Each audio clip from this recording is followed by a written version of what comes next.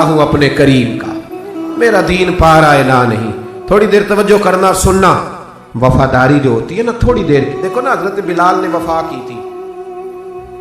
यहाँ क्या हाल करते हैं हम लोग कारकुनों का।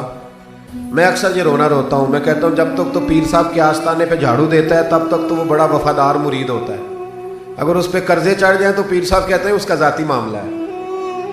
जब तक वो अपने हाथों से सियासतदान के इश्तिहार लगा रहा होता है तब तक वो कारकुन होता है, कारकुन। और जब वो कहीं उलझ जाए तो कहते हैं जी मैं जी उसके जाती मामले में नहीं। ये जाती मामला क्या होता है?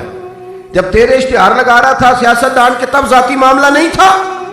जब किसी को जरूरत पड़ गई तो अब मामला जाती हो गया। प्यार करना पड़े, कुछ देना पड़े तो फिर भाग गए, बिफर गए। और लोगों के पास जब दौलत आती है तो रंग ही बदल जाते हैं।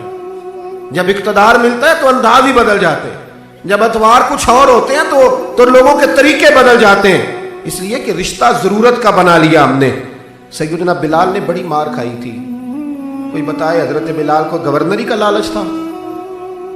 हजरत बिलाल हबशी को क्या लालच? बड़ी मार खाई। और यारो बड़ी सारी खाई। एक तो वो मार है ना जो अब्दुल्ला बिन जदान मारता था, उमैया बिन खलफ मारता था, एक तो वो है। और हजरत बिलाल जब दरवाजा रसूल पे आए तो बुखारी मुस्लिम में मौजूद है। हजरत बिलाल नबी पाक के मेहमान आते थे तो खुद कर्जा उठा के लाते थे। और एक वक्त ऐसा भी आया कि कर्जे इतने ज्यादा आ गए थे कि यहूदी ने कहा कि बिलाल तूने बड़े सारे पैसे कर्ज लिए हुए हैं, तो अगर अब तूने पैसे ना दिए तो मैं तुम्हें फिर से बांध दूंगा। हालांकि वो सारे नबी करीम के मेहमानों के लिए कर्जे लिए थे, हुजूर के जाती काम किए सारी जिंदगी जाती। यारो ये जो लोग होते हैं ये बड़े शानदार होते हैं, इनको कोई लालच नहीं होता। जिन लोगों ने इस महफिल के इश्तिहार लगाए हैं उनकी तो इश्तिहार पे फोटो नहीं लगी हुई। लंगर खिला रहे हैं उन बेचारों ने तो। वो एक नकीबे महफिल मुल्तान में ना एक दफा प्यार चलता है ना दोस्तों से, मुझे गुस्सा बड़ा कम आता है तो कभी आ जाए तो वो चलो आ भी जाता है।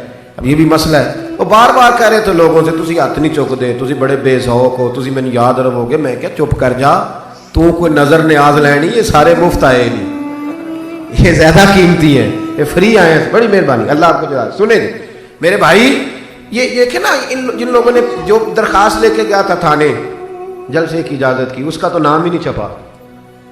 लेकिन ये लोग बड़े कीमती होते हैं। हम करते ये हैं कि इनको ना हम जाया कर देते हैं। चाहिए अब हमारी मस्जिद में जब महफिल मिलाद होती है तो जिसने 1.5 लाख दिया ना वो स्टेज पे बैठा है, और जिसने सारा साल मस्जिद में झाड़ू दिया उसको मिलाद वाले दिन किसी ने पूछा ही नहीं।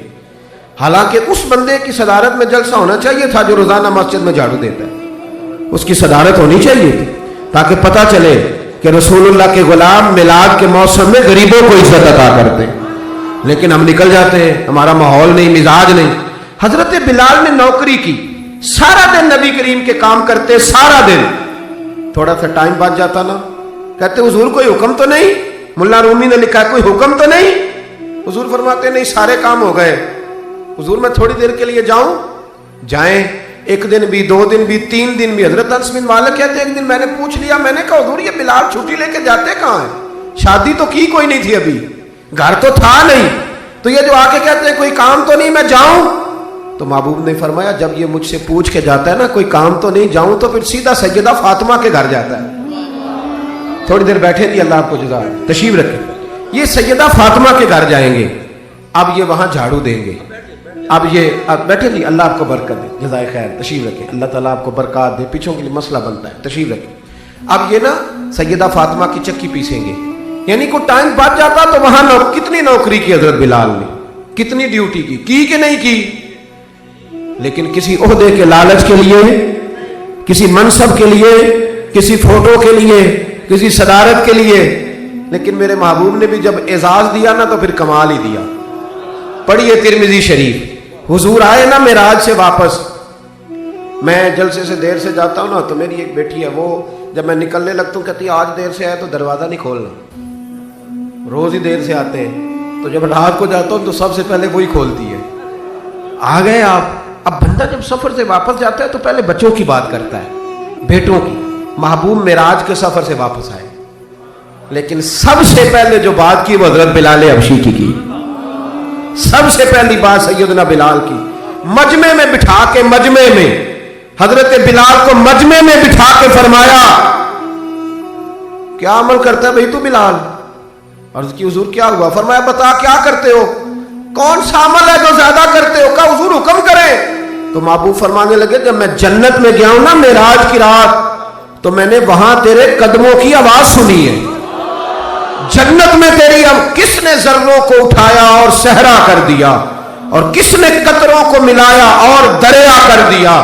یہ کس کی حکمت نے یتیموں کو کیا در یتیم, اور غلاموں کو دنیا بھر کا مولا کر دیا. ایک بڑی عجیب بات لکھی ہے ابن اسحاق نے, کہتے ہیں کہ جب فتح مکہ ہوئی نا, ظہر کا ٹائم ہوا, تو نبی کریم علیہ السلام نے فرمایا چلو بھی اذان پڑھو, بلال کو بلاؤ. تو جو ہے میری بات پر سنیں اور یاد رکھیں. حضور نے فرمایا بلال کو بلاؤ, اذان پڑھے. تو ایک شخص نے حضور کے کان میں مشورہ دیا کہ یا رسول اللہ صلی اللہ علیہ وسلم, کافر تو پہلے ہی سارے جل گئے, مر گئے, فتح مکہ ہے, تو کچھ لوگ حضرت بلال کے بڑے دشمن ہیں. تو یا رسول اللہ صلی اللہ علیہ وسلم, بلال یہ ہمیشہ پڑھتا ہے, وہی پڑھیں گے, تو آج نہ کسی اور کی ڈیوٹی نہ لگائیں اذان پڑھنے کی, فتح مکہ کا موقع ہے, چلو کوئی اور پڑھ دے. یہ روٹین میں جب پروگرام ہوتے ہیں تو تب تو مقررہ امام بھی نہیں نا جماعت کراتا, چلے کوئی بزرگ آئے ہیں وہ کرا دیں, آج موقع ہے, بری بھی بات کوئی نہیں. جس نے مشورہ دیا خلوص کے ساتھ دیا, حضور کوئی اور نہ آج پڑھ دے. لیکن میرے محبوب نے جو جواب دیا وہ بڑا قیمتی تھا. محبوب کریم فرمانے لگے جب پتھر کھانے پڑے تو تب تو بلال پڑھے, اور جب بدر اور احد میں تلواریں چمکے تو تب تو بلال پڑھے, اور فرمایا جب بھوک کاٹنی پڑے تب تو اذان بلال پڑھے, اور آج اللہ شان عطا کرے تو کوئی اور پڑھے. فرمایا سارے نیچے کھڑے رہیں گے, ابو بکر و عمر و عثمان و علی, طلحہ و زبیر, سارے ہمیشہ کی طرح سنیں گے, اور آج بیت اللہ کی چھت پہ چڑھ کے جو اذان پڑھیں گے وہ بلال حبشی ہوں گے. میں لوگوں کو بتاؤں گا کہ وفا کے رشتے ہی ہوتے.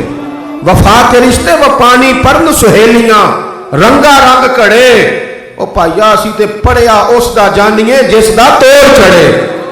وفا والا رشتہ قائم کرو, وفا والا.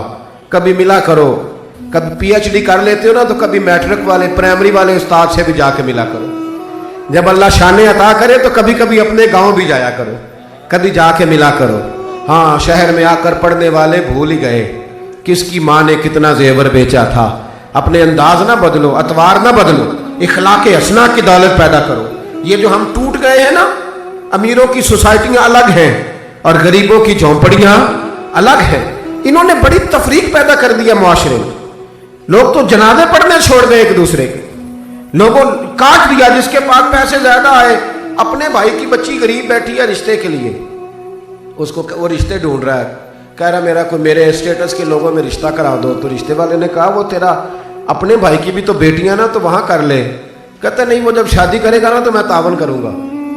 تو تعاون تو بھائی کوئی اور بھی طرز کھا کے کاری دیتا ہے, تو اور بھی کو کر دیتا ہے. تو وہ والا رنگ اختیار کر جو اللہ رسول نے تجھے عطا فرمایا ہے. ہمارے معیار میں وہ وفا نہیں, وہ حسن نہیں. یہ میری طرح کے لوگ جن کو اللہ بڑی شان عطا فرماتا ہے, دین کے نام پر بڑا نوازتا ہے, لیکن لب و لہجے میں کئی دفعہ سختی آتی ہے, کئی دفعہ احساس نہیں ہوتا کہ ہم کیا کر رہے ہیں. اعلیٰ حضرت فاضل بریلوی فرمایا کرتے تھے لوگوں نبی پاک کے وفادار رہنا, فرشتے بھی تمہاری عزت کریں گے. کیا فرمایا؟ کہنے لگے فرشتے بھی کرتے ہیں تعظیم میری, فدا ہو کہ ان پر یہ عزت ملی ہے. اکرام کرنا, کبھی بھی اپنے نفس کو نصیحت کرنا, کبھی بھی